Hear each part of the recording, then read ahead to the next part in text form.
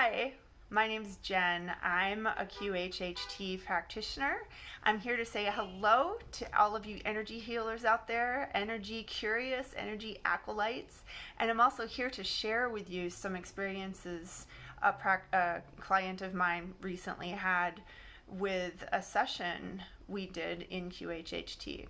Now, in quantum hypnosis healing technique, we take our clients to the deepest state of hypnosis, the somnambulistic state. So they're in this deep brainwave state, a very, very slow dream state.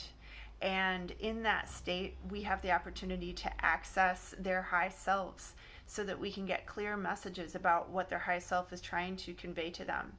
And just like you and me, the client, and everyone is always getting messages from our high selves.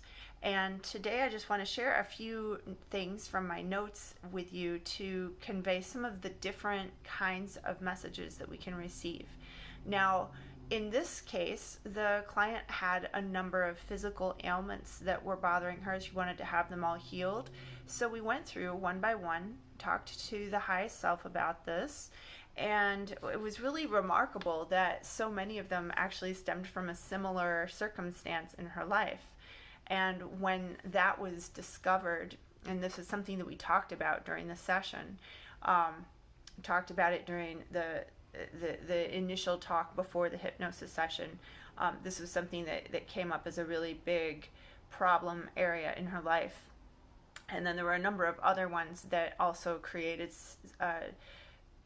dissonant situations, that her physical body has been, sending physical messages now to her because those feelings have not yet been resolved. So what the high self did in this session was heal, and not just heal those physical sensations, but to give guidance about what you can do emotionally to let go of these things, to let go of the burden of those physical pains. So I'll just get here into my notes right here. One of the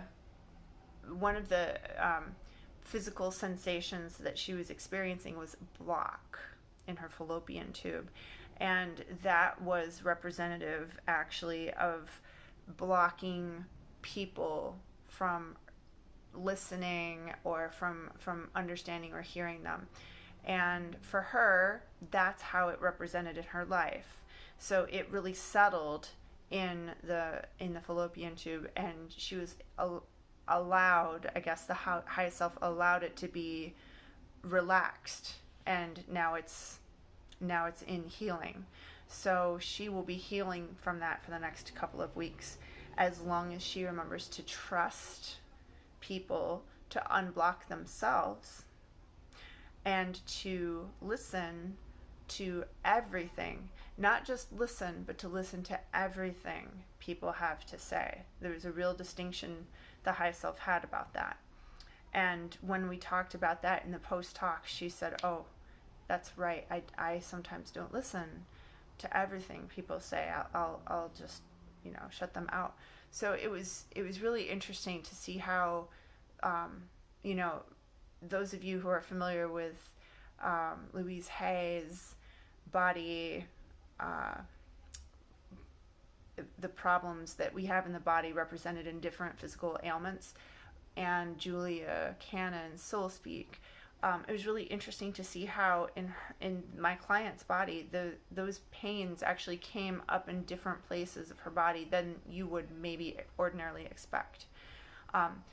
My suspicion is we don't know the whole story, but this is what it is for her, and that is enough for me to trust, because her high self is in communication with her to heal these things, and that's all that matters. So another one of her ailments, coming from severe headaches and also from stabbing pain in the breast. She was having fear. She was having fear about too much pressure in life, which was creating the headaches, and she was having fear of losing her children, which was causing the stabbing in her breast areas. So her high self simply said to let go of fear. You can let go of fear. You don't need it anymore.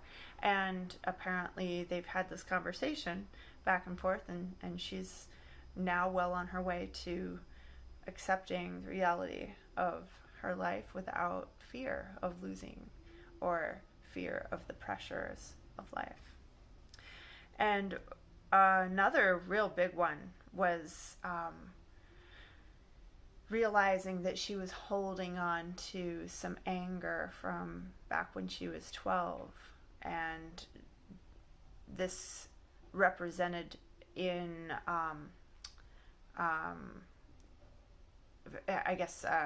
angry eruptions in her skin in the form of eczema and psoriasis. And so she was having these, and it's been going on for all this time, ever since she was 12 till now she's an adult. So she wanted to let go of that, and it came up that it was just really a lot of difficulty at home, creating a situation where it was just so hard. Everything was just so hard, and she was very angry and unforgiving at that moment in time, and holding on to that for so long.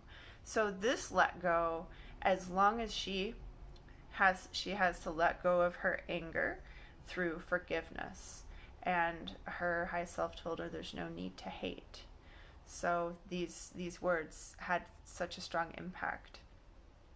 And finally, a really big one, one you might suspect would be a big one, is in a relationship. She was married and since has separated from this person for quite some time.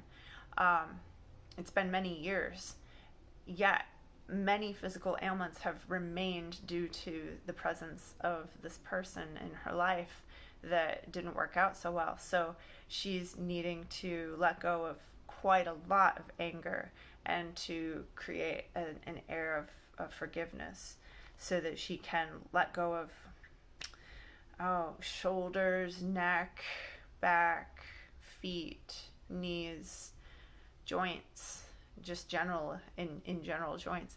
So there are so many aspects of her life that were affected by this deep relationship that didn't work out so well.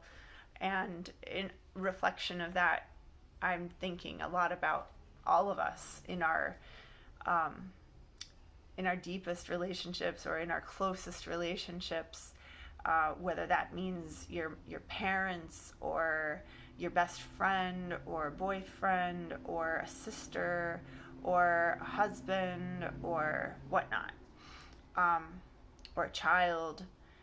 These things are really, these relationships are here for us to learn. These relationships are so powerful for us in so many ways, and we really deserve to give them attention and ourselves attention and some compassion and some forgiveness while we figure out the steps we need to take to unravel whatever is feeling blocked or angry or fearful, and let go of those things, because we all deserve the love that we know we deserve. We do deserve that. And everyone in our lives deserves our love too. I hope you've had a nice time listening to some of these sharings today. It was really an interesting session for me, and it was really wonderful to share with you some of these physical ailments. If you'd like to see any more of my videos, you're welcome to subscribe, and I hope you can click like on this video to help me start building my internet presence. Thank you so much. Again, I'm Jen, and I wish you a wonderful day.